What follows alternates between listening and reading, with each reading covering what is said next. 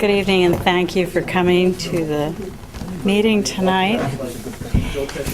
It is March 12th. Welcome. Please rise for the Pledge of Allegiance.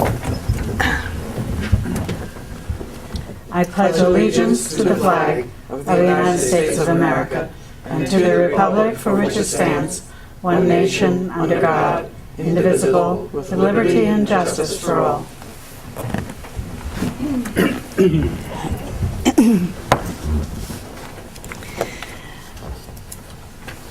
Thank you for coming out on this rainy night. Before we get into the agenda, I just wanted to say two people need our thoughts and prayers. One is our friend and co-trustee, town board member Harry Colgan. We have not mentioned his name in the past because he's so cheerful that it seems like he doesn't have any issues, but he does have some health challenges, and I hope everyone will keep him in their thoughts and prayers. The second being Paul Fredericks, who is quite ill and facing serious challenges, health challenges, and Paul has been a longtime friend of the town of Red Hook, and I hope everyone will remember him and wish him the very best as he goes through some challenges that I know are going to be strenuous. So we are a small town, and we are a family, and we are kind of worried about our own whenever anyone is ill. So those of you who can, keep them in your prayers. We would love that. I do not have a financial report for a number of reasons. One is Deb has worked so diligently on the end of your report. And secondly, she took a much-deserved vacation. And while she was on vacation, her office was painted. So when she came back, she couldn't get to her computer right away. So we will do the supervisor's report at the next meeting in March. That's March 27th, I believe. Is there a clerk's report? There is. Town Clerk Monthly Report, February 1 through February 28th. Total local shares remitted to supervisor for town revenue, $1,739.70. Amount remitted to New York State Ag and Markets for the Spay and Neuter Program, $55. Amount remitted to New York State Department of Health for marriage licenses, $67.50. An amount remitted to New York State Environmental Conservation for $151.16 for a total state, county, and local revenue of $2,013.36. Pursuant to Section 27, Sub 1 of the Town Law, I hereby certify that the foregoing is a full and true statement of all fees and monies received by me, Susan McCann, Town Clerk, Town of Red Hook, during the period stated above in connection with my office. I just have, every once in a while, I just kind of like to keep the board informed of some activities that have gone on in the office. January and February is very busy in the town clerk office. We're also the tax receivers, so that really makes us very busy. So I just want to give a little update. We've updated the annual appointment list actually several times, because every time you do a new appointment, it has to be updated. 50 notices of appointment have been mailed out to the new appointees or the reappointed residents. 5 oaths of offices have been administered. I also collect the water rents, and the water warrant for this quarter, which was actually the fourth quarter, was $21,424.29, and we've collected everything but $132. So, Wow. And sometimes it takes a while to get those payments in. So one other thing, I was making a few phone calls to remind people to bring in their payments, and a lot of phones have been disconnected. Now, I know a lot of people are going to cell phones and getting rid of their landlines, so the water department would appreciate if you would call and give your new number. We've also done 26 permanent handicapped, 9 temporary handicapped, licensed 143 dogs, issued 5 marriage licenses, We're always working on freedom of information requests. Both of us notarize a lot in the office. And then the last report is the tax receiver report. As of, I printed this out on March 11th, we collected $6,624,377.69. We've received and processed 3,724 bills. So my office is very busy, and I want to thank my deputy. We work very well together, and things are smoothly, and we do with a smile on our face. So that's my report. It's an amazing report. Thank you, Thanks. Sue.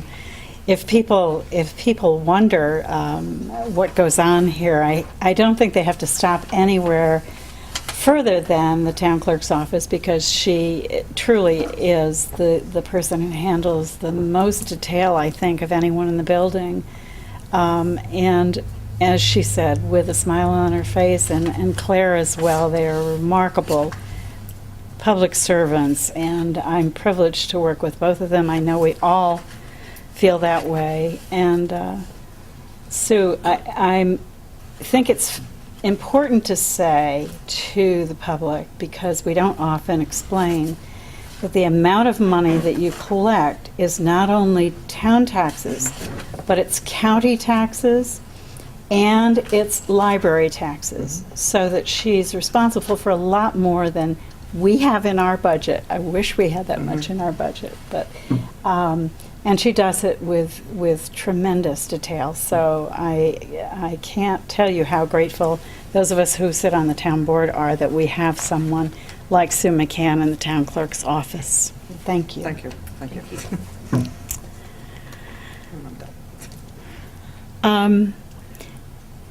Announcements. There are a couple of things. I'm just very grateful to the Village of Tivoli for hosting us at the last town board meeting. We said that we would, in January, we said that we would visit the villages as a board to maybe hear from people who typically visit a village board meeting but don't come to the town hall. And so we did go to Tivoli the last time, and were graciously hosted in the Tivoli Firehouse. And we thank them for allowing us to come there. There were no huge number of issues. There were some people there, and a lot of our people there giving reports, and I thank our staff and departments for coming out that night and waiting to let everyone in Tivoli know what it is that is going on here. It was a fairly long evening, but it was very nice to be there, and I'm going to be asking Ed Blundell, the mayor of the Village of Red Hook, if we can book a meeting at the Village of Red Hook so that we can hear the people who typically come there for a meeting, because I know they have a fairly regular audience. So we thank Tivoli for that, and it was very nice to be among friends there. At that meeting, there was a question from the audience, from one of our committee members, about whether or not it is legal for us to, as a town or as a committee representing the town, to conduct a raffle or solicit goods for a raffle. And so I contacted Association of Towns to see what the position of the association is on that, and it is solicitation on behalf of the town is not allowed. It is allowed to receive a contribution if someone wants to, without being knocked on the door. If someone wants to contribute to a town, say, tree committee, that's fine. But the tree committee should not go out and knock on doors and say, would you give us $10 for the benefit of planting trees on South Broadway? So there's a distinction. One is a free will offering contribution, the other is solicitation. Solicitation is not allowed. So I just want to make that clear. And I think that's basically all I have. I think most of what I have will be covered in the agenda. Bill, have you got any announcements? No. No? Okay. Brenda, how about you? I know you're loaded with something Just there. one thing from Red Hook Can, who's always very active. Juliet Harrison called. I think you had spoken with her, but she couldn't come tonight, so she just wanted us to let you know about the second annual literary festival that Red Hook Can is holding April 12th through April 14th. Lots of exciting events. On Friday the 12th, there's an opening reception at the Red Hook Can Gallery from 6 till 8 p.m. Then on Saturday the 13th at 7 o'clock, they have something called Stories on Stage, where Hudson Valley actors read Hudson Valley authors, and one of the actors is even an Oscar-nominated actor. So I guess we're filled with talented people. On Sunday, there are several panels.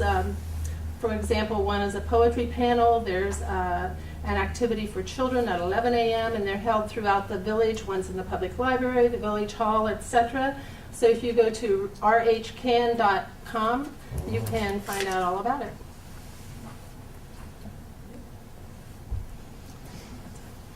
Is that it? All for me. All for you? I don't have any enough. Okay, thank you. Okay, so it's public comment time. It is a period of time when we ask anyone who is here if they wish to ask the board anything or make a statement to the board. Is there anyone in the group that would like to step up to the microphone, say who you are, and ask us anything or tell us anything? No? Okay. In that case, we'll move right into the agenda, I think. The first item on the agenda is intermunicipal agreement with Red Hook Central School District for shared services regarding recreational facilities. And by way of explanation, this is one of those behind-the-scenes efforts that go on sometimes from time to time. We all know that we're called upon for shared services and to look at ways that we can do things more efficiently with either other governments or among ourselves. And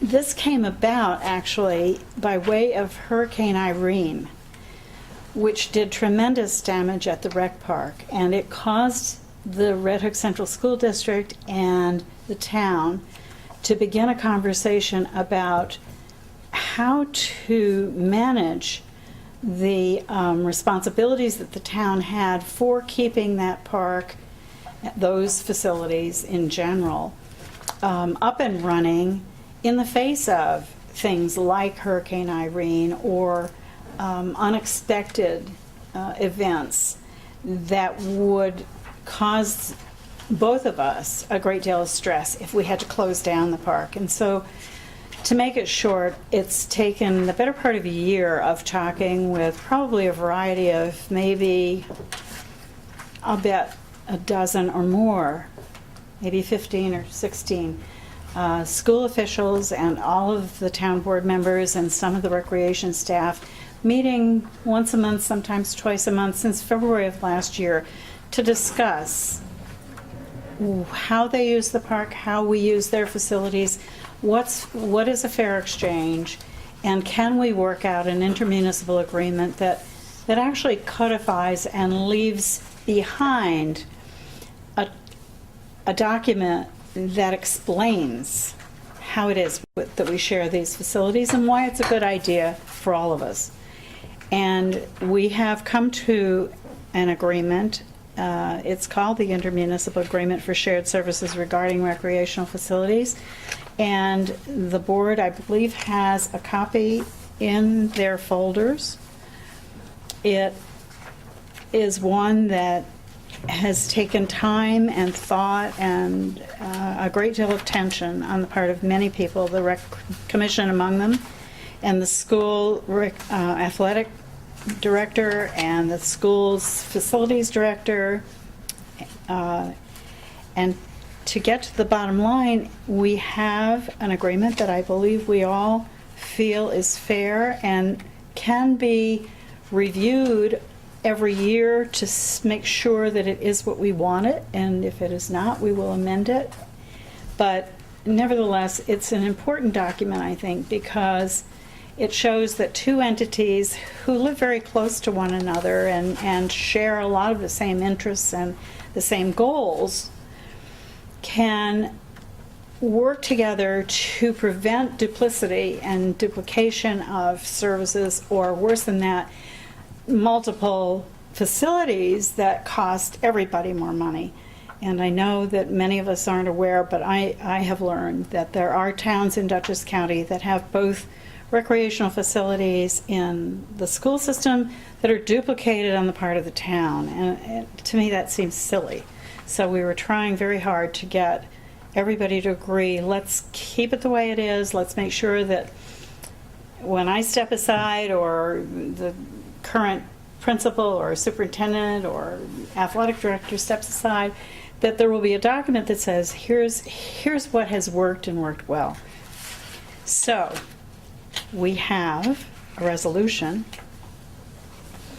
authorizing the execution of an intermunicipal agreement for shared services regarding recreational facilities with the Red Hook Central School District. Jim, would you read this? It's behind tab 1. The resolution, Sue? Yes, please.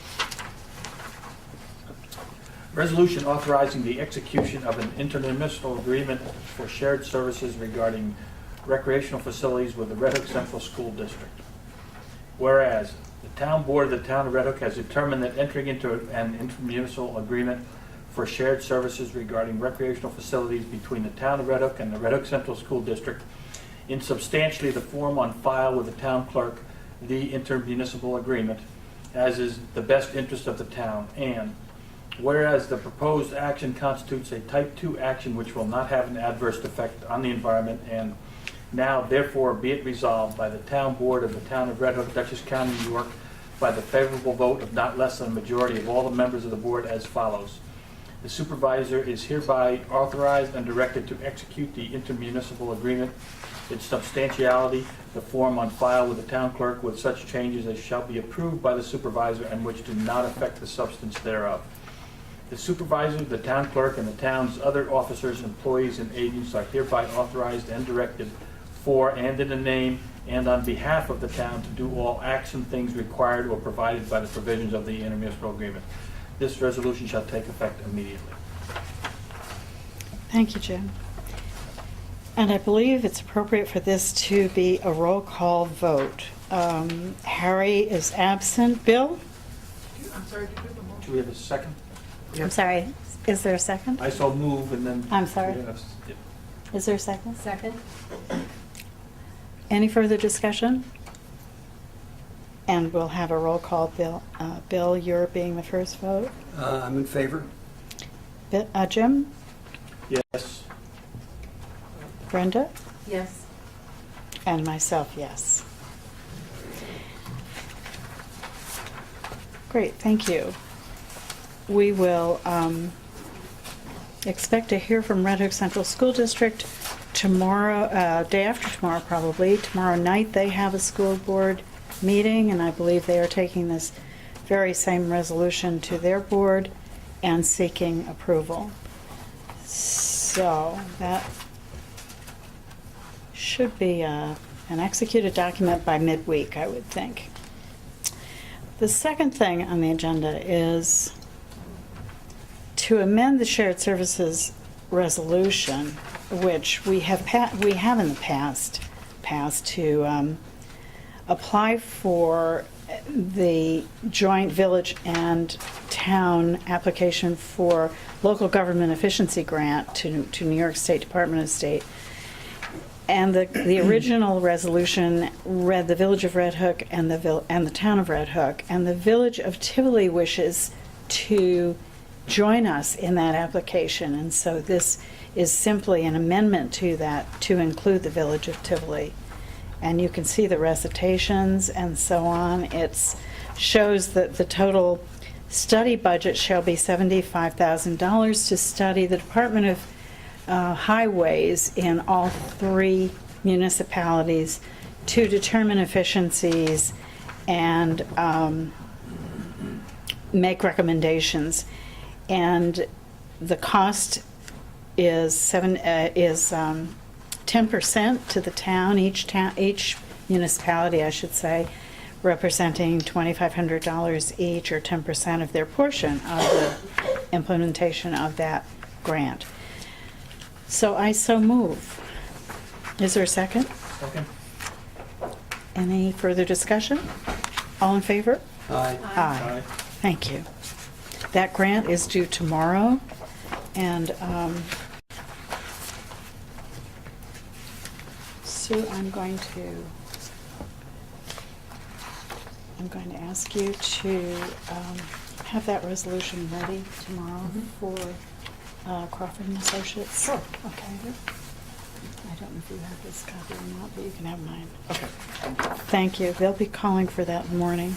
I got an email today about it. Right, I know you did. Thank you.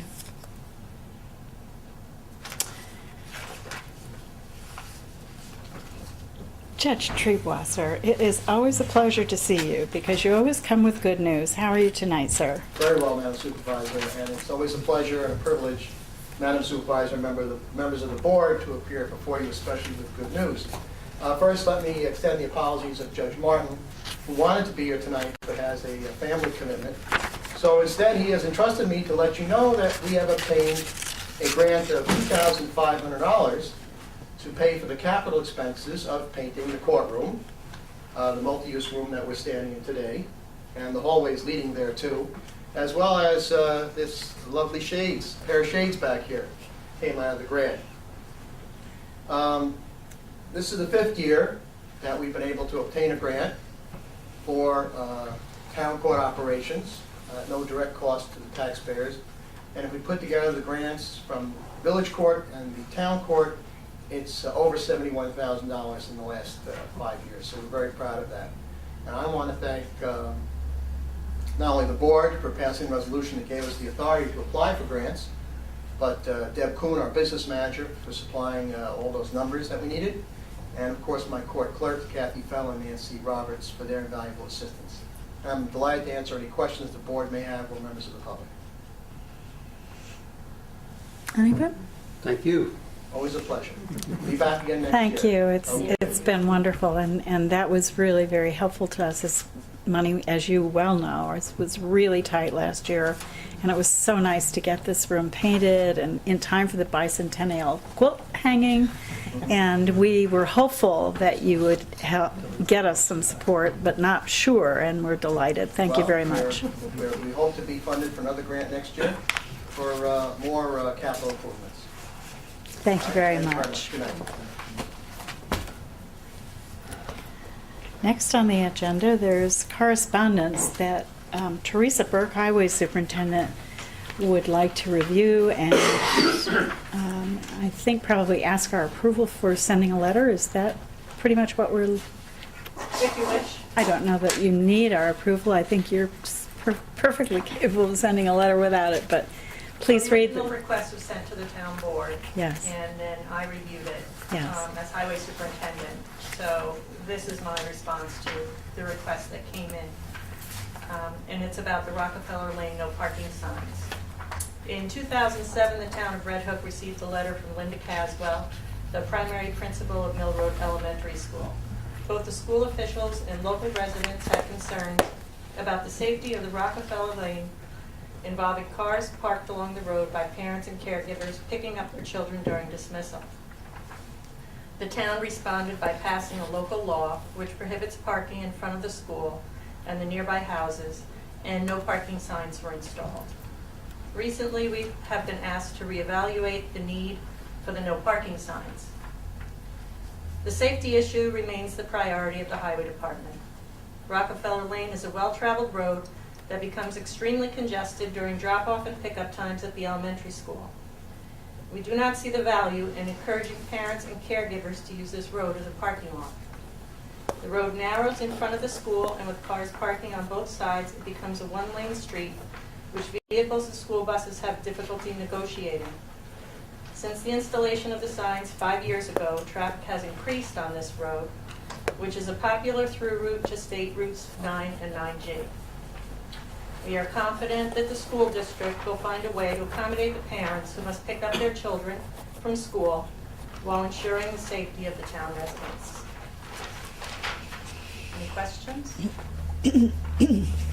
Any questions from the board?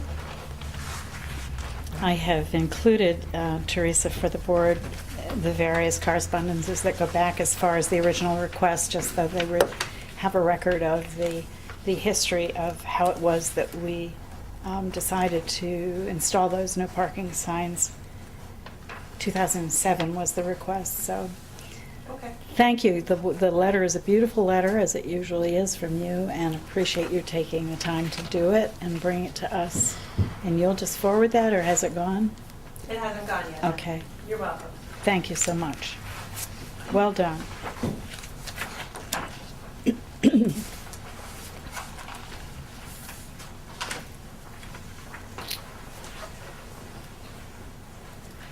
The next item on the agenda is the Anderson Commons subject, which is a project that's been underway under several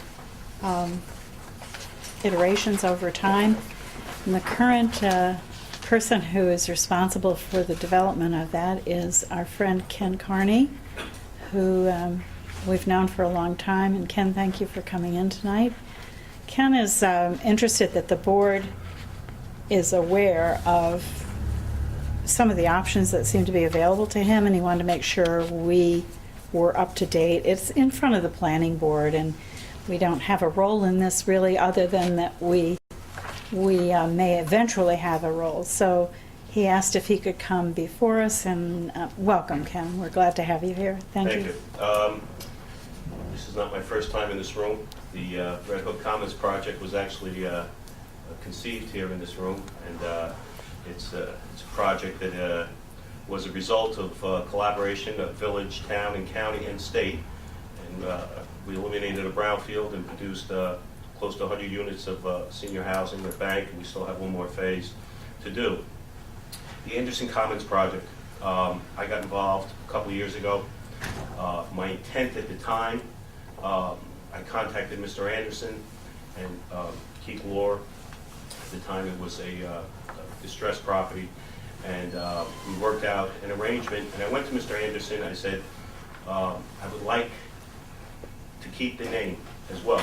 I don't want to change anything. I don't want to change one shingle. I don't want to change one color, one shutter.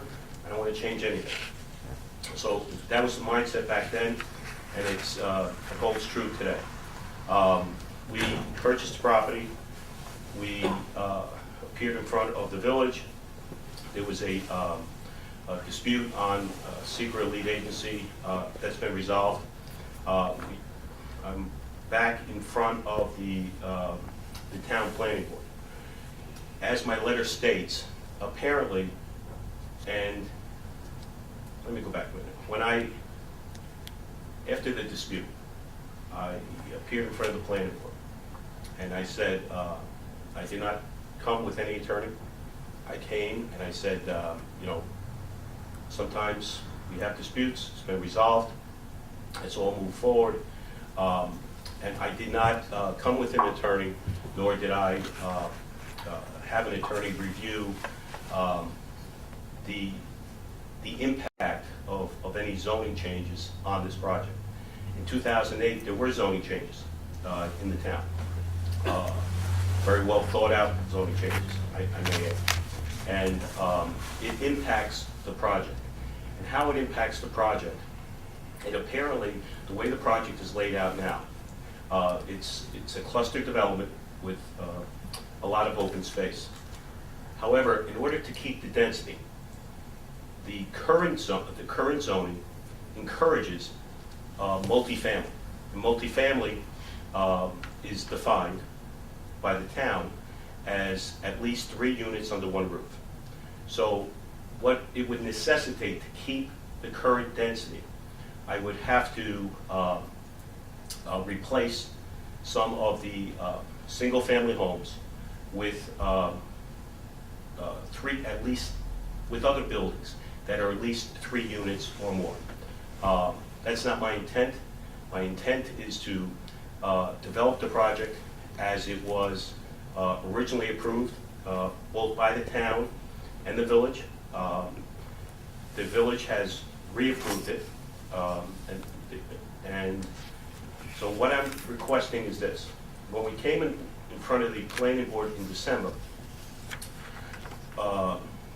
we were asked to go and take a look at the village zoning and see if there's excess density from the village. And we did that. When we appeared in front of the January plan, I think it was January, February, there was a memo from the planning board attorney that said, I don't want to paraphrase an attorney or quoter, but the sense was that the only way you could transfer density from the village to the town would be as a result of an intermunicipal agreement between the two municipalities. So that's where we're at.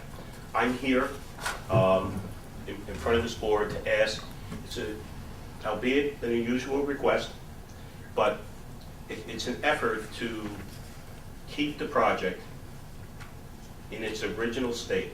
This project went through years of review. It was a very well planned, very well thought out, and it went under review for multiple years. So the intent here is to develop it as it was originally approved. And in order to do that, we would need to transfer some of the excess density from the village to the town. And this would eliminate the need to replace some of these single-family homes with the larger multi-family homes. I have the site plan if I can show it. Mm-hmm. Please do. It's tough to see. It's okay. I'm trying to hold it up. See, now we do have, here's the village, and here's the town. The line representing the dissection of the property with the village-town line, this horizontal line. My son and I are excited about building this. We feel that this is the future. Cluster development, open space, walkable community. We want to build this. We want to do it ourselves. We built Red Hook Commons. We were the contractor, the developer, the manager. We're hands-on. We're excited about doing it. And I just don't want to change anything. I don't want to change the color. I don't want to change the name. So that's the request. I don't think, with all due respect to the framers of the zoning, which is, as I mentioned, a very well thought out zone. Sometimes every situation is not considered.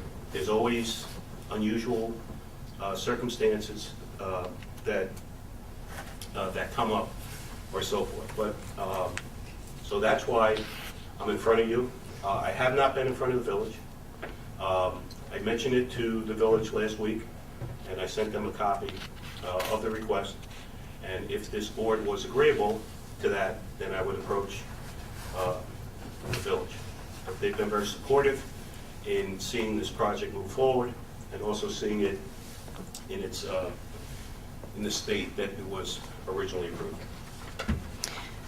Where are the homes that are suggested to be modified to become multifamily or? These here are three families. These are actually 3 units, 1, 2, 3. Mm-hmm. So what you would do is you would wind up with more of these to replace either these duplexes or these single families over here. I believe these and these are the nicest units. They are. They're small houses. They're anywhere from 1,400 to 1,800 square feet on small lots clustered together. It's this is what a lot of communities are doing, and cluster the development, open space, and so forth. Any questions from the board? Any suggestions from the board? Bill? No. I mean, I want to hear from the planning board or from the planner, how you translate this transfer of density. I mean, I kind of agree with what you're saying, that and we knew that, I think, when the board was looking at the new zoning, is that in individual cases, you have to perhaps look at it and make some adjustments in the future. But it's a little confusing about the transfer of density and which houses you want to build and which ones you want to replace by a different house. But your new plans are before the planning board now? No, the plan that's before the planning board is this plan. The original one? That's it, we haven't changed anything. Not even the name. So we have not, when we went in front of the planning board in December, we were asked to look at the density in the village. And when we came back in January, the memo was written. It was referred to the planning board attorney. The planning board attorney listed in a 2-page memo various sections of town law why you cannot transfer density absent Intermunicipal agreement? Right. Do we have that memo? Yes, Huh? we do. You don't, I get it today. Could we get a copy of that, perhaps? Yeah, I just asked the planning board Okay. for it today, so. Oh, good, thank I you. mean, that'd give us a little bit more Sure. understanding, you know, the technical Sure, stuff. I understand. Transferring density is not the kind of everyday common No, it's not. sense. I recognize theory that, that Tony. everybody I has. agree. But, you know, anyway, it should be something that could be approached with reason, right? So, have to look at that memo. Who did the memo? Green? Well, I mean, the memo doesn't It was really, Keenan B. yeah, I guess I would say the memo doesn't really address this issue. The memo was addressing a different issue about the counts and really was just addressing About the what? about how they were doing the counts and Counting the density? The memo for Keenan B? yes. It didn't expressly address how to do this. This was simply a, throwaway at the end of the paragraph. So what we need to talk about is, this is your proposal to enter into some kind of an intermunicipal agreement. We'd have to review exactly how to do that, if that's something that the board wants to do. Mhm. But basically, Ken, I mean, you want to build everything the way it was originally proposed. That's correct. And what the planning board So- is saying is that the density was changed as a result of the new zoning. So therefore- they're not allowed to do that. Not allowed to build those, That single same- family? No, just Okay. not allowed to build the same number of Quantity. units within that general acreage. Within the original plan. Mhm. I'm allowed to build the same number of units if the configuration is changed. Mhm. and if you can transfer density from one municipality to the Well, other, there's- that's what the village lawyer says? No, not the village lawyer. The planning board's lawyer apparently responded to a request or a question about transfer of density, and she said, no, you can't do that. Without an intermunicipal. And then agreement. she said, without a change in the law, or she referenced an municipal agreement. I mean, frankly, I think you'd have to amend your zoning law to do that. Both parties would probably have to do that, because it's not something that your law currently contemplates. So you The probably transfer, have that to is? do that, right, in order to try to Why couldn't it be accomplish looked that. at on a case-by-case basis with an intermunicipal agreement? I don't get that. Why wouldn't that be possible? Well, these are technical issues that we can certainly review, but I mean, how often is it going to happen? Probably it's not not a very. question of how often it's going to happen, it's a question of how technically you can implement that Uh-huh. kind of transfer. Uh-huh. That's really what we're speaking to. Yeah. So what are the technical steps that you need to follow to do that Mhm. kind of thing? And I think if you we could knew our do it choices, as we narrowly could or make a broadly decision. as you wanted to. I'm not suggesting that you change it all over the town, I'm just saying you might need to Mhm. make a provision for a possible density transfer as a basis for doing that kind of. Chris, could this be addressed by our zoning board as a density variance that's not unlike a lot of other Whole variances to that add or two involve sentences. more dwellings, but it's not unlike other, it's not unlike other area variances that our zoning board deals with. Well, that's a hardship matter. I A use variance is a hardship matter, an area variance is not. Well, why don't we discuss that at a later date? I think that's not the question before us at the moment, so. No, but I'm saying, could that possibly be a recommendation to help solve this problem? Well, the problem is that the zoning law says the density should be lower in this area. So the question here is, you know, where this is a parcel, this is a somewhat unusual situation, I think, where this is a parcel that crosses a boundary. So there are, you know, they're attempting to create a single development that crosses that boundary, that clusters housing within the scope of the entire Mhm. parcel, right? Mhm. Rather than. No, I understand the whole So- thing. In fact, it was originally conceived by the Dutchess County Planning Department, this whole Yeah. development, Yeah. before it was even started years ago. Yeah. Yeah, it seems that the difficulty is that it's been approved, and its genesis was under different zoning. So our problem is to take an approved application on the part of everyone and marry it to the new zoning in some way that's fair.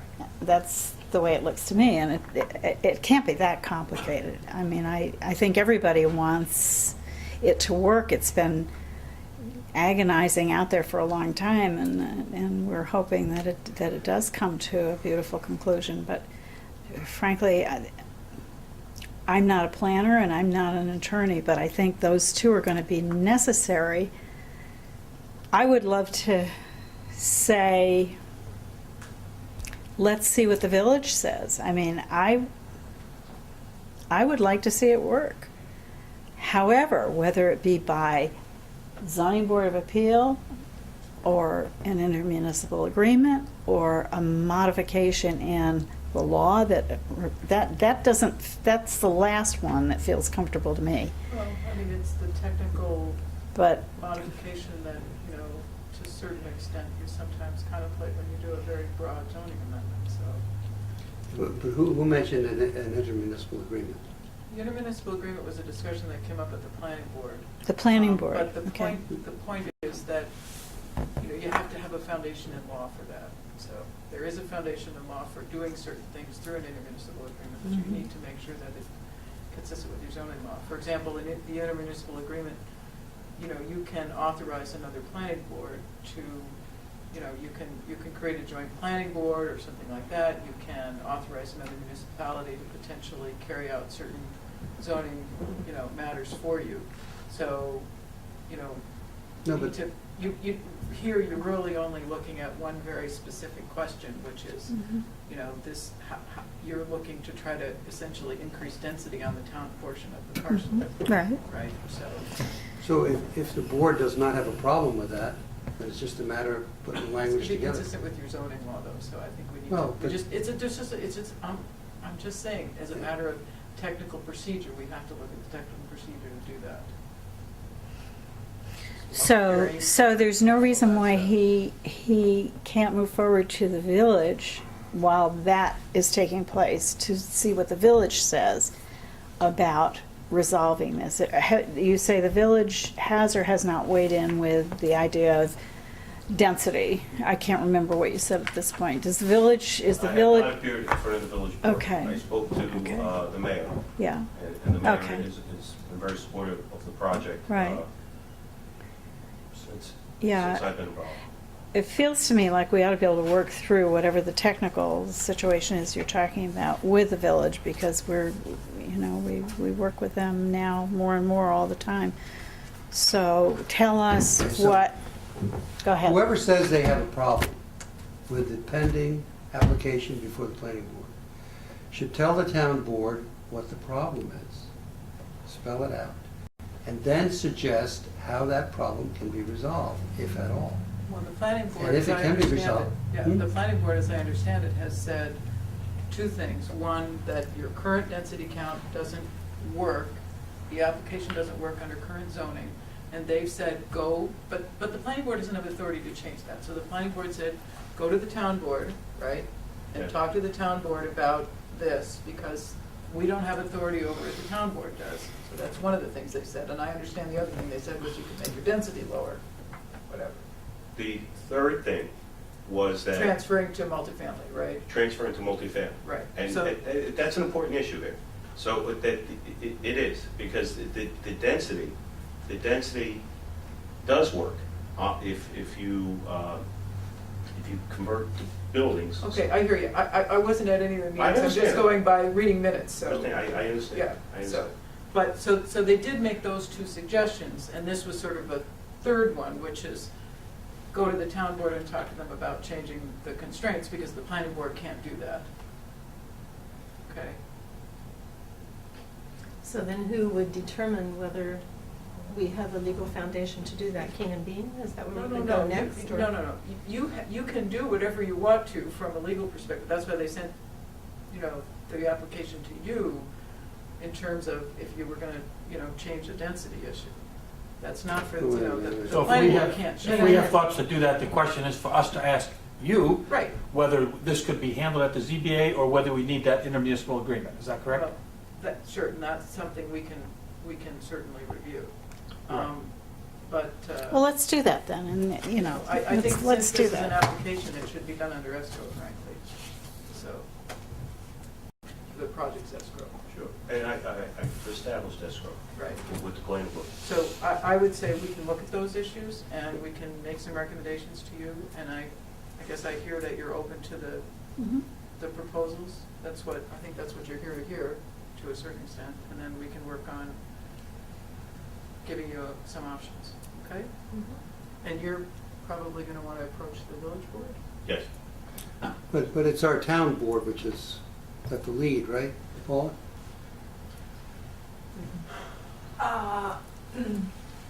As No, I village board understand, has lead well, agency. I shouldn't say, because I think The village? somebody needs to go to the village and find out, whether they can receive these extra units as part of their density, if they've got that ability to do that. So, the town has to find out if it has the legal authority to give that density to the village, and the village has to find out if it has the authority to take that density in this particular case, as far as I understand it.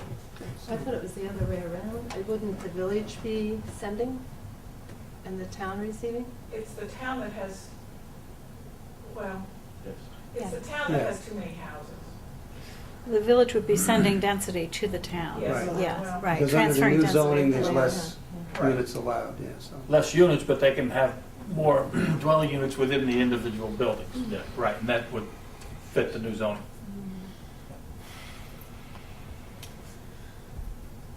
Okay. Thanks so much for your time. It was, Ken, I think,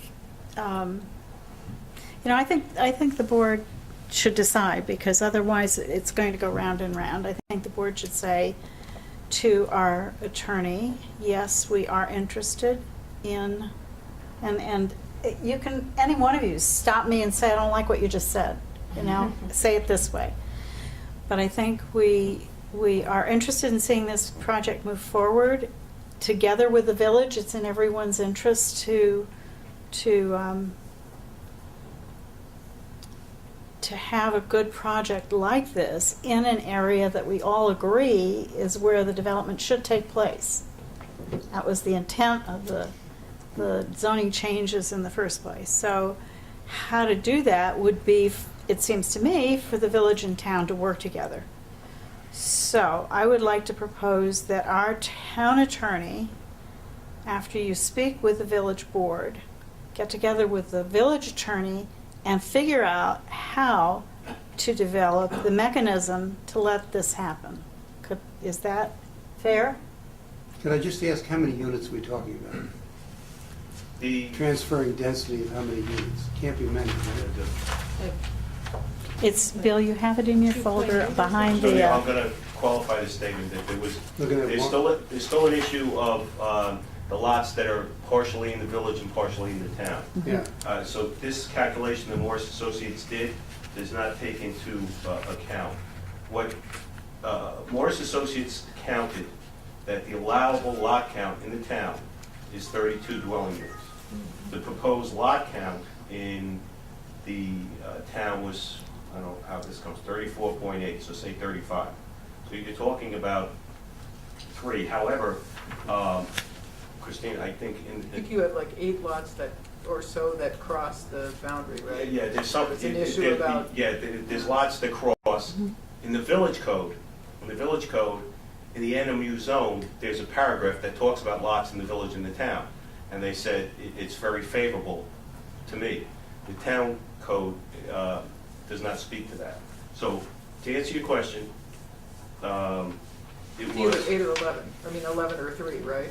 Or something like that. I wouldn't say 11, Chris. I mean, We're not half in the being, town, half in the village. we're not being asked to decide those 8, No, right? That's a no. different subject. No, it's, right now, It's 3. Way Morris Associates has done this. It's a matter of the allowable lot count is 32, and I need 35. Well, Okay. let's say that we're going to be looking at the issue of the proposal that's, the application that's before the board and the transfer of density necessary to allow that, to put it that way. Yes. Because I think that we need to have you go back with the planning board and work through your count issues and those issues, right? Which is probably Believe it or a not, I separate think that issue. issue was resolved by Keith Laura, right? But how they treated lots, half in the town, half in the village, but we'll do that, yes. Okay, so is it agreed that we are going to ask our attorney after Ken goes to the village board with the question of working together with the town, that we agree to ask our attorney to work with the village attorney to resolve it as quickly as possible? If that's necessary. I would If also that's like our attorney necessary. just to look to see if we can do it by a variance, by a density variance All right, within our own code. so an IMA or a density variance. Right. Is that an amendment to a motion? Well, part of it, whatever. I got the You- message. you- Okay. You got the gist. Okay, okay. It really doesn't seem like an overwhelming, you know, having been on paper for so long, we ought to be able to work it out. We're looking forward to it. Thanks so much for your time. Thank you, Yeah, Ken. Thank you. As always, it's a pleasure. Thank you, Ken. Good night. Good night. Feel better. I can tell you've got a cold. Having had that same cold for ages. Okay, the next on our agenda is Did you Brenda. have to vote on that, Sue? or Did just- I? I mean, we didn't officially all say yes or whatever. I mean, did you Shall want us to? Just, Jim? Yes? Brenda? Yes. Bill? Yes. Sue, yes. Thank you. You have to keep me in straight. You have to keep me straight. Straight and narrow. Right. I just tend to move on. Brenda, do you mind handling the next request, or the next item on the agenda? I don't mind at all. Thank you.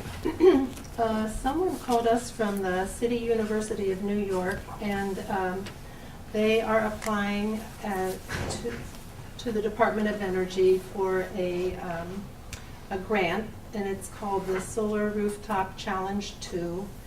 And I guess the Department of Energy has allotted $12 million nationwide to work on making solar more affordable, and especially the soft costs. They say that actually up to 40% of installing solar or PV is not the actual hardware. So this group is working on bringing down costs, making solar more accessible, and they chose Red Hook as one of their pilot programs. They've already done this program in New York City, and their partners are IBM and the Solar Energy Consortium based in Kingston. And so they asked if we would be willing guinea pigs, or actually we look on it as an opportunity. I forget how many communities they've chosen, but anyway, we are one of them. And so what we have to do is commit to spending 60 hours on this project. I think it's over 2 years, and so the CAC has graciously said yes to giving those 60 hours, and so they are asking the board to pass a resolution to send a letter in support of this grant application. And I hope you have the letter. We have the letter, yes. Do you want Is me there a to- motion? I move that we write the letter. I'll second that. Any further discussion? Is there some kind of documentation that is going to ensure that the CAC does the 60 hours and we don't have to pay somebody to do it? Well, what we said in the letter is the total in-kind staff time cost share provided by the town of Red Hook will be at least 60 hours over the term of the project. And we have an email from Lori Houston committing the CAC to doing that. Okay. Any further questions? All in favor? Aye. Aye. Okay. Thank you, Brenda. Thank you. Would you like to take charge of the signed document? Sue could do it, or you could do it, whichever. Thank you, sir. Just has to get nailed down. Just right? has to be mailed out. The next is more challenging, I think. And it is thanks to the work of Paula Schoonmaker, who has done a wonderful job of looking at a comparison of fees that the town of Red Hook, as compared to or contrasted with other towns near us, to see whether our planning fees are in line or unreasonable. And if you turn to the documents that you have in your packet, you'll see Paula has kindly broken out various fees, recreation fees, pre-application fees, lot line alteration fees, special permit fees, and cited surrounding towns, Red Hook, Rhinebeck, Hyde Park, Pleasant Valley, and so on, to compare. And I guess, Chris, have you had an opportunity to look at this? Just very briefly. And, Right. You know, obviously they seem to be pretty well in line with some of the other communities on a general basis. Right. The exercise, I think, was to make sure that the fees we are charging are not unreasonable. I think that's fair to say. Is that the genesis of all of this, that we want to make sure that we were not charging unreasonable fees as compared to what the traffic bears around the county? Well, not so much what the traffic bears. I think what you're really trying to do is reflect the cost of dealing with these applications on a long-term basis, and you know, the internal costs that are generated by handling all of these types of applications, which are really substantial over time. And so other communities are looking at the same issues, and this is just sort of reflective of where you are in comparison to how others are evaluating those same things. You know, I think that it would make sense to look at it. I think we've just gotten this, so it probably makes sense for you all to look at this and see if you think that. I think she's done a really good job of, you know, assembling some very good comparisons and putting in a context that I think you can kind of look at, if not apples to apples, at least, you know, fruit to fruit, and kind of see what works. There's not a uniform way of doing it. You know, some have a minimum fee and then have an additional amount per dwelling unit, and some of them just have a flat fee for certain portions. Right. So there's certainly some difference in how people do things in terms of how they actually calculate things. I don't think there's a single way of approaching formulas.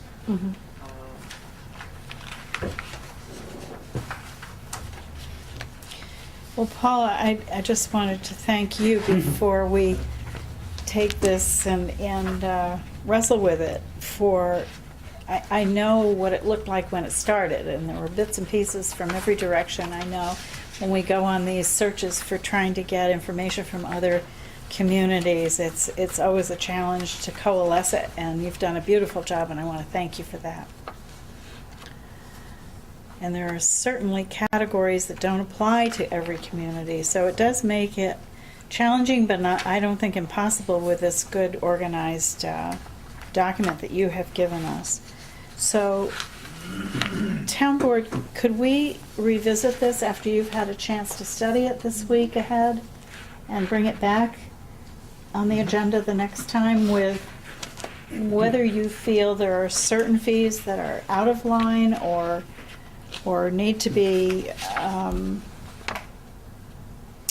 either raised or lowered based on what we think we know about these various processes that the town has to go through in order to get residents and applicants to where they want to be. So I would like to suggest that we take this with us and put it on the agenda for next time. Is that all right with everybody? Yeah, could I ask a couple of questions? Please do. Paula, thank you again.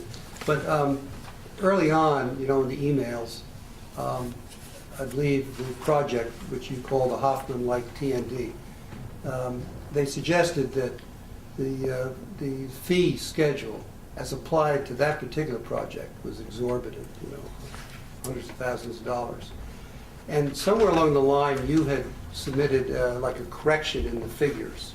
So does your figure of 76,000, does that include the adjustment that you found? I think yours was like 38,000 less than what they anticipated. Remember that? Right, they calculated it. Mostly it was the site plan that was different, because originally the person calculated it on a lot-by-lot basis, so that if you had a 1,500 square foot house, that would be 1,000 square feet plus half of another, and then you'd go to the next one, and that would be 1,500 square feet, so you'd have 1,000. And what we would normally do is take all the square footage of all the houses, figure out how many thousand square feet it was, and multiply it by, so you wouldn't have those fractional units being the part thereof that would jack up the site plan fee so much. So that was where the correction was. Okay, so when that figure that you have, the theoretical application, that's a pretty accurate figure according to That's you. what we would charge. Now, I would say that that's sort of what we did. I mean, that I've only been faced with. This is the first time I've been faced with calculating fees, but I believe that that's the way Betty May calculated the fees for Anderson Commons, was that way, not on a lot by lot basis. When the other person calculated, she made it each lot would be 375 plus 1,000 square feet and blah blah blah. So it escalated very quickly. We didn't do that for Anderson Commons, and so the precedent would be that we wouldn't do it that way. We would just add up all the however 1,000 square feet it was and put $375 or whatever it is plus. It's a much easier and much less expensive way to calculate. And I think it's in line with the spirit of the fee schedule to do it that way, not on a lot by lot basis. Okay. And do we So have the a, answer is yes. okay. Do we have any specific numbers, proposed by the planning board in all of their experience? Well, we were actually, this was done in response to the Hoffman TND request for a waiver of fees. And so it was, we did this in an effort to give the town board, it's the request to you for a waiver of their application fees. So it's an effort to give you the information you need to weigh that request letter and decide what you want to do. Are they asking the waiver of that $76,000 plus? Yeah. Well, they actually, today, very late in the day, submitted a letter to Michelle, which I don't think you got copied on, that just came in late today. No, I haven't seen it. Restating, and you sent it to you as well, but it was late in the day, restating their request. So I think that we probably need to circulate this and review it. Did we get a copy? See what why Yeah. do they want us to waive it? Well, they have indicated that they think that they're duplicative because the subdivision and site plan fees are being assessed, both the subdivision and site plan fees are being assessed against the project, although I think that that was probably two in Emerson Commons too, right? So they have some alternate suggestions to not include single-family homes or incentive units in the calculation of site plan, and to not include incentive units, civic spaces, and open space parcels in the calculation of the subdivision fee. So they have some other alternatives for you to look at, so perhaps what we need to do, given the, the recent proposal, is to actually give that information to all the board members, along with Paula's calculations, review that, and, consider their new, requests, I guess, in light of the information that you have in front of you. Paula, has this been shared with them, or is this the first time out to the board? These calculations have not been shared with them? I shared with them what I had calculated their fees would be. Okay. Because they've already paid the sketch plan fee, and they've already Right. been, their sketch plan has been approved. So now, in order to get on an agenda, Mhm. they either need to pay their fees for the next step, Right, or get a waiver from you. okay. And that's, so I did actually send them the calculations that. Right, fees so, that and, would pay for the and next and steps. can I assume then that this response is to that, to what you sent to them, the response for Actually, I it? think Michelle and the applicant were conducting a discussion about a number of issues that were, Okay. under discussion there, and this was just one of them. There were some other issues that I think are going to come forward, including questions about the lot coverage,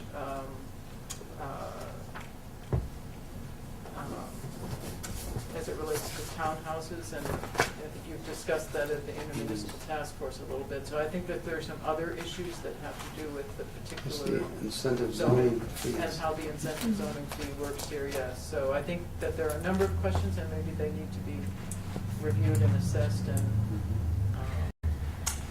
Is it unreasonable, Bill, to ask your group to take a look at this note that came from them and look at this No, we and come will. back to the, I mean, Actually, I think maybe. I think you're the logical group to think wrestle Richard- with Richard this, may- and because so they you, have potential impact on other projects as right, well. So, right, and yeah. you have the biggest background, in terms of, I think Richard may working. come to our meeting Friday, so yeah, okay, we just will find out what exactly they want. okay, so we'll, Okay. Yeah, sure. But if okay, we could get a copy of so the we'll memo. circulate the Should be note two from memos, Richard right? Rang. One from PUB and this one. And Friday, you'll do some work on it. And Yeah. hopefully by next, that'll be 2 meetings you'll have between this meeting and our next meeting, that maybe you can Sure. lead the I'll discussion on report this back to the you. next time, if you would. That would be great. And we'll all chime in, having had time to really look it over. Okay, good. Thank you all very much. And especially to you, Paula, that was a huge work. I know it was huge work. Okay, next on the agenda, the reorg. We have a couple of items here, and Sue, can I call on you to talk to us about where there are vacancies, as best you know it, and where there are letters of interest. I think we've shared most of them, or if not all of them, with the town board. Okay, well, we have a vacancy for the Pander alternate, and we did receive a letter of interest, or actually an email from someone, Mark Duran, Mhm. who's a former Panda board member, expressing interest to be considered. Do you want to go through all of them, or Yeah, just well, one at a let's time? do them one at a time. This is the, if you don't mind reading a little background on him, I will say that there were 2 interested parties in the alternate to the Panda board. One was Father Fred Cartier, and the other is Mark Durand. And I spoke with Father Fred recently about his application, saying we were grateful for it, and while I can speak for only myself, but personally, I'm reluctant to appoint the same person to several positions on committees if there are alternatives. And since Fred is the chair of the Ethics Committee, I felt that Mark's credentials would bring new perspective to the town. So I'd like to recommend that we consider for at least this year, Mark Durand. And would you mind reading Sure. that for me? Mark had joined Panda with Kathy Hammer, Bill Naves, and Susan Simon and others to overhaul the previous Panda board in 2007, and was named the Village of Red Hook Panda Board Rep in May of that year. He continued to serve as the Village Rep and Panda Program Director until February of 2012. Professionally, he's worked as a TV and film producer, writer, program director since the mid-'70s, employed at ESPN. He did program with including scripted TV movies and 30 films that still play on ESPN, and he's working as an independent contractor with most of his focus on developing and pitching documentary films. He's always tried to make it clear that he is not a technically inclined person, and so not accomplished as a hands-on or video editor. He's written many shows and directed many editors, and he feels he would be a good addition to this position. Thank you, Sue. Now, our Panda representative, Marianne Harvey, is here. And Marianne, would you mind commenting on Mark Durand, because I know you know him and have worked with him since you've been the representative. Could you use the mic and tell us a little bit about your experience with him and Sure, I'd how be that... happy to. Because Mark does come to our meetings still very often. He always has good insights and good input. He's creative and very, very enthusiastic about what it is that Panda is trying to do. And he can help move us forward, even as an alternate, where you appreciate his creativity and his insights. So we'd love to have him there. Okay, that's His last name, D-U-R-A? D-U-R-A-N-D, Durand, yeah. And he works well with the Panda Board. Okay, so I guess I would like to make a motion that we appoint Mark Durand, the alternate to Panda. Is there a second? Second. Any further discussion? All in favor? Aye. Thank you. Okay. It's good to have that slot filled. Now you can go on vacation. No, I'm just kidding. Okay, we still have Ag and Open Space. Jim Stages is still a holdover. I don't know if anybody's gotten word. I have no letter from him. I know he's been in Florida, so maybe it's coming. Okay. The Assessment Review Board, we have had a resignation, and someone has actually sent me an email asking what they needed to do in order to be appointed. So I just emailed him back quickly and said he had need to send a letter of interest to the town board. If he wanted to email it to me as an attachment, then I would distribute it, but I have not received anything yet. Okay. So there is a vacancy on the Assessment Review Board? Correct. Okay. Yep. Thank you. CAC is in good shape. Community Preservation Fund, PDR, is in good shape. Design Review, Hamlet, I believe, if I read this letter right, from R. Michael Brown, that he was interested in being a member, and we have 3 vacancies on that. Brenda, do you know Mr. Brown? I don't. He, I I think he has worked with the St. Margaret's Committee at one point. I'm not sure if he Yes, he did. still is. But he's a fellow of the American Society of Interior Designers and has professional experience in interior design largely, but has served in the New York City Landmarks Preservation Commission.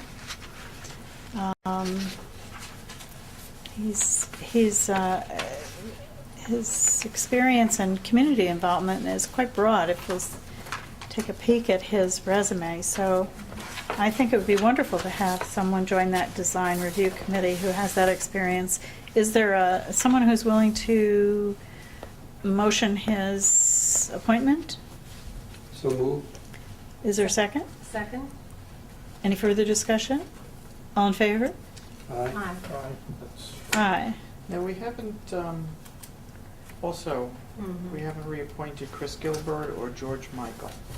So I don't know if you want to do that tonight. Yes, I think we could. We haven't heard from them that they are not interested, have we? I have not heard that from I'm them. aware of, no. Well, could we do that in one motion then? To motion Chris Gilbert, chair of the committee, and also for re-upping a 2-year appointment for Chris Gilbert, and same with George Michael to re-up his appointment for 2 years. I so move. Second.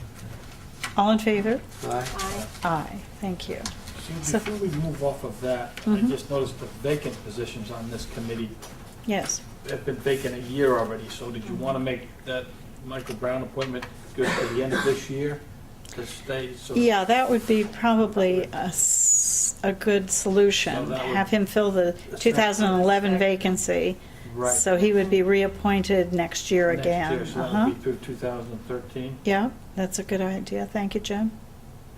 So there are 2 additional vacancies on Design Review Hamlet Committee.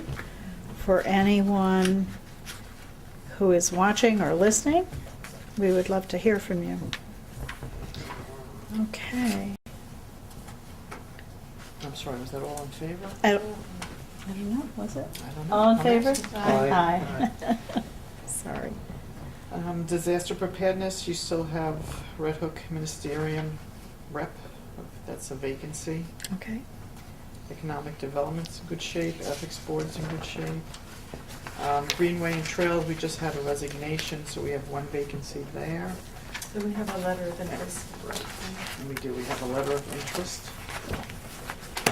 from Rick Shipko. Rich, yeah. Rich. Brenda, do you want to read that letter? Sure. Dear Ms. McCann, I'm writing to express my interest in serving as a member of the Red Hook Greenway and Trails Committee. I attended the committee's monthly meeting on March 7th, 2013, and learned of an opening on the committee and discussed joining the committee with the chair, Howie Callis, and other members present. I'm an avid hiker and proponent of the committee's mission to develop trails to promote wellness and enhance the quality of life in Red Hook and Tivoli. Sincerely, Rich Staffo.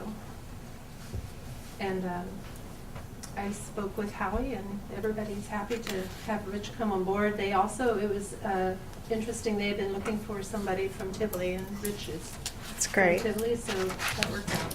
Great. Motion, Brenda? Yes, Is there an issue so with moved. Is there a second? Second. All in favor? Aye. Aye. Rich Schiaffo is now a member of the Greenway and Trails Committee. Thank you, Rich, for your interest and your enthusiasm. And The IT looks good. Intermunicipal Shared Service Task Force, I guess we need a Red Hook Village rep, we have 1 vacancy there. mhm. Intermunicipal Task Force, we have a few vacancies on that. CAC, Oh, CCSC is filled, right? Bill, did you want to appoint, On the appointed him? intermunicipal task force, Sure. page 6, Bill, there's a CAC vacancy. You have someone for that? And Ruben has attended meetings that I think Yes. wanted to do that. Is that a motion? I make the motion? Well, do we do that as a CAC, just make the recommendation? Yeah, it's just a task force, right? Yeah. So, I don't know. Doesn't matter to It me is. either way. Well, I think we should endorse Okay. it. Is there a second? Second? All in favor? Aye. Aye. And the ZBA needs representation on that too, if we could get someone. And the Red Hook Village trustee, maybe we'll work on one of them. Okay, good, that's coming along. I'll ask the chairman of the ZBA if they... That would be great, Jim. Yeah. That would be great. Okay, Planning board, you have 2 alternate vacancies. And I have secretary to the board part-time, because that was when Betty May left, or is that gonna be a vacancy, or just? I think we'll leave that as a vacancy, yes. St. Margaret's Committee has work to be done on it, 3 vacancies and a couple of reappointments. Mhm. Senior Services looks good right now, because we just added Ed Sanford and Don Peterson, so they filled those 2 vacancies. Right. Sister Cities is complete, tree preservation's complete, water. Zoning Board of Appeals will be talked about when there's a full board, I believe, and Zoning Review Committee, up in the air.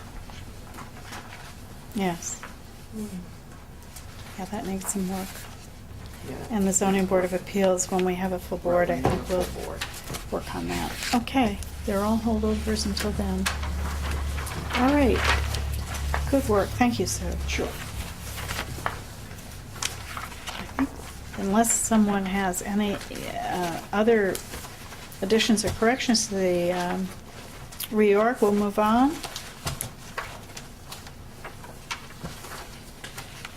Reports and correspondence. Bill, would you like to start? I think you have some reports from, or do you have reports from the, no? None? Okay. I have a couple. I have 2 from the month of February, one from the Dutchess County Sheriff's Office, and one from the Village of Red Hook. I'll start with the Village of Red Hook, the police report, and I'll just give you totals. There were a total of 34 incidents, 3 arrests, and 23 tickets issued by the Village of Red Hook Police. In terms of the County Sheriff's Office, who do regular patrols throughout the town, there were a total for the month of February of 100 incidents, and the matters were everything from alarms to auto accidents to traffic offenses. I'm looking to see if I can tell arrests, and I don't see them. It's largely traffic offenses. I'm sorry, there were 27 traffic offenses, 1 warrant. And those are the police reports that I have, and that's all I have in that regard. I Do you think. want me to give a rec commission report? Yes, that would be great. Thank you, Bill.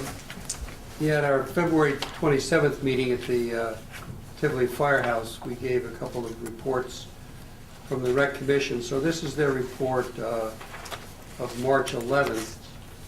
But the seeker for the Recreation Park extension, as you know, has been presented to the town board, and the town board agreed to be the lead agency. And that public hearing is scheduled for April 9th at Red Hook Town Hall on that seeker review for the rec park extension at, what, 7:30 probably? 7:45? I think it's 8 o'clock, Bill. 8 o'clock? Yes. Probably 8 o'clock. And the commission is still making a decision, should be made soon, on the exactly how the land will be designated for use in that access from Aspinwall Road to the rec park extension. And that'll be made soon.